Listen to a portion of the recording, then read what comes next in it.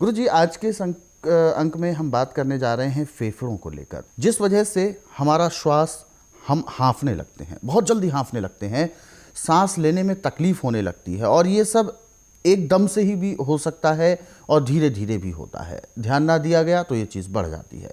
तो सबसे पहले मैं जानना चाहूँगा, आखिर फेफड़े जो फड़फड़ाते हैं उनकी सबसे बड़ी रीज़न कौन सा होता है, सबसे बड़ा कारण कौन सा होता है? क्योंकि फेफड़ों का काम है श्वास प्रक्रिया को सुचारू तौर पर चलाना, लेकिन जब वही फड़फड़ाने लगेंगे, यानी वो अपने जो संतुलन है उससे जब वो खो बैठेंगे अपने संतुलन को, तो कहीं ना कहीं समस्या आती है। तो उसके सबसे बड़े रीज़न कौन कौन से हैं? देखिए, जब हम गर्म मसाले, नमक अधिक मात्रा में, तली हुई चीज़ें ज़्यादा खाते हैं तो इससे हमारी सांस की नाली में, फेफड़ों में जैसे खड़े पानी पे काई जमती है, ऐसे चिकनार जम जाती है जी। जब वो चिकनार जम जाती है तो जो ऑक्सीजन फेफड़े ने लेनी है वो पूरी नहीं मिलती, फेफड़ा पूरा खुलता नहीं। अच्छा। फिर जैसे एक घायल पक्षी उड़ने के लिए अपने पंख फड़फड़ाता है परंतु उड़ नहीं सकता, ऐसे सांस पूरा नहीं आता, फिर रोगी जो है चारपाई पे एड़ियाँ रगड़ने के लिए मजबूर हो जाता है। जी। नज़ला, जुखाम, खांसी, कुकर खांसी, इसका वो शिकार बड़ी जल्दी होता है। अब ऐसे तो हमारे पास सैकड़ों नुस्खे हैं इस रोग को समाप्त करने के लिए, परंतु आज मैं जो टीवी के माध्यम से बताने जा रहा हूँ वो है सबसे बड़ा नुस्खा मूली से। मूली का घन तत्व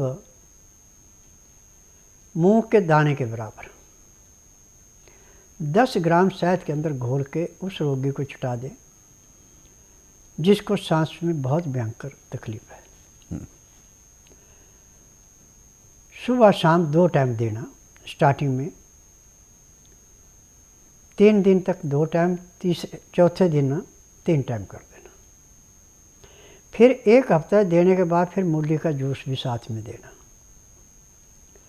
सुबह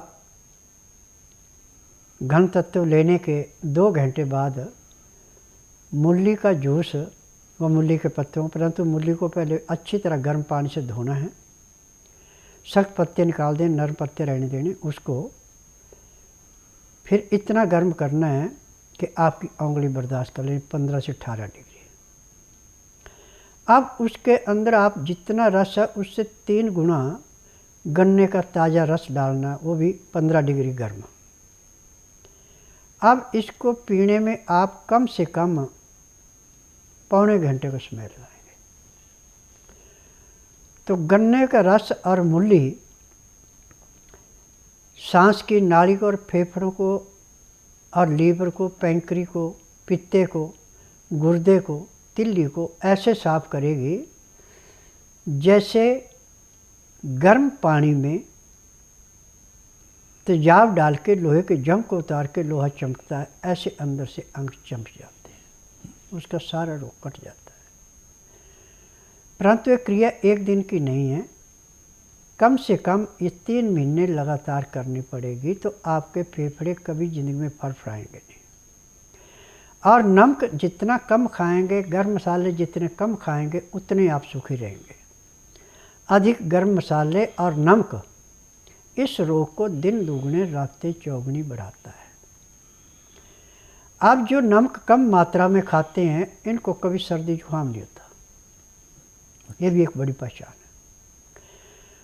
और जो नमक बिल्कुल त्याग देते हैं, फीका खाना खाते हैं, वो बर्फ़ के पहाड़ों पे चढ़ के कभी ऑक्सीजन की ज़रूरत नहीं पड़ती, इतनी उनके अंदर ऑक्सीजन होती है, क्योंकि नमक भी अंदर जाके पानी बनाता है। प्रैक्टिकल के तौर पे ग्रीष्म ऋतु में तो नमक पानी नहीं छोड़ता, वर्षा ऋतु में और सर्दियों में यदि आपने किसी बर्तन में नमक रखा है तो 2-4 घंटे के अंदर वो बर्तन पूरे का पूरा गिल्ला हो जाता है, उसमें इतनी नमी पकड़ लेता है। तो इस करके जिनको सांस का रोग है, जिनको सांस लेने में तकलीफ है, जिनको ऑक्सीजन लेनी पड़ती है, हीलर लेना पड़ता है, उनको नमक कम से कम मात्रा में खाना चाहिए। और मूली का जूस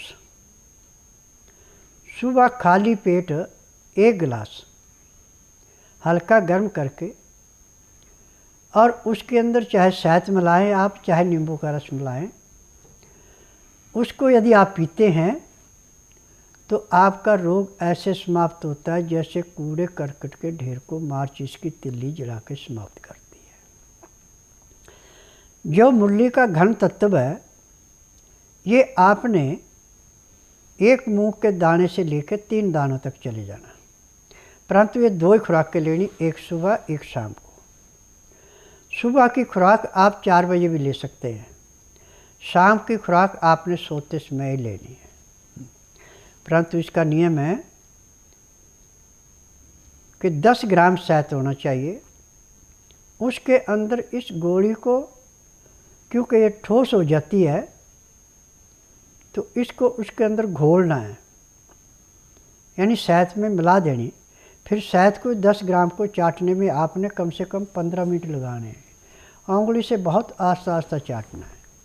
तो जैसे जैसे शहद और मूली का घन तत्व गले से नीचे उतरेगा, सांस की नाली को और फेफड़ों को ऐसे साफ करेगा जैसे मैले कुचैले कपड़े को गर्म पानी में सोडा डाल के उसको निखार देते हैं, बिल्कुल उसका एक एक तंद साफ हो जाता है।